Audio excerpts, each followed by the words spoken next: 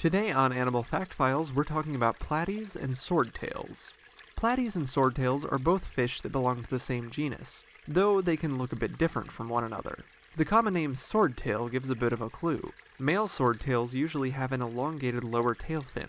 Platies, on the other hand, don't usually come with a swordtail, and they are a little more chunky. Then again, some fish that have an elongated tail are called platies, and some swordtails don't have the sword, so we'll just talk about both. Like the colorful feathers in some male birds, or the hulking antlers in male deer, swordtails have an elongated tail to attract females. Platies obviously get by without this trait.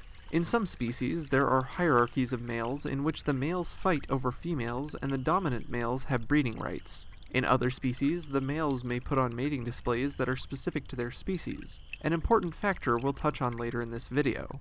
With swordtails, it's relatively easy to tell a female from a male. The ladies don't have swords. In platies, it's still pretty easy because females have rounded anal fins, while males have modified pointy anal fins, which are used in mating.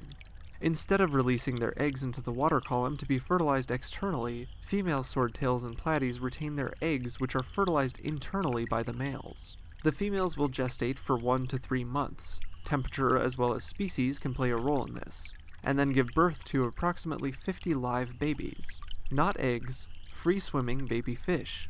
And the female platies and swordtails may produce multiple broods of babies in a single year.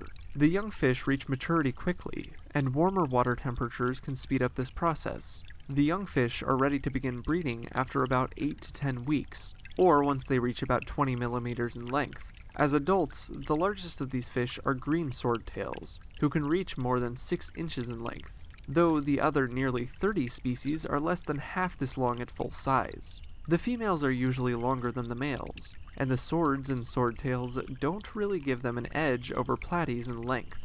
Platies and swordtails are natively found in Central America. These are hardy fish that can handle a variety of habitats. Some species may be found in stagnant water systems, others live in forest streams, and there are some who enjoy the fast-flowing rivers in mountainous regions.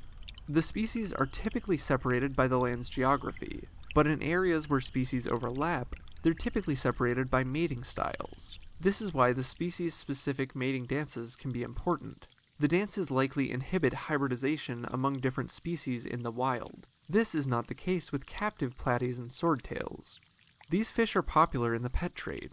Their distribution around the world as pets has likely led to their invasive introduction to water systems around the world, including India, Australia, and the United States. Most pet platies and swordtails are actually hybridized species, and this is why they come in all kinds of colors in the pet trade. In the wild, they take on more neutral hues, similar to the betta fish we've talked about previously.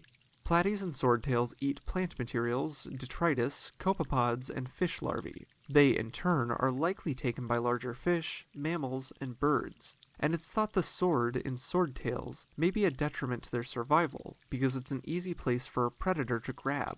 For more facts on platies and swordtails, check out the links in the description. Thank you to Shelly La Tortuga for today's request. Give a thumbs up if you learned something new today, and thank you for watching Animal Fact Files.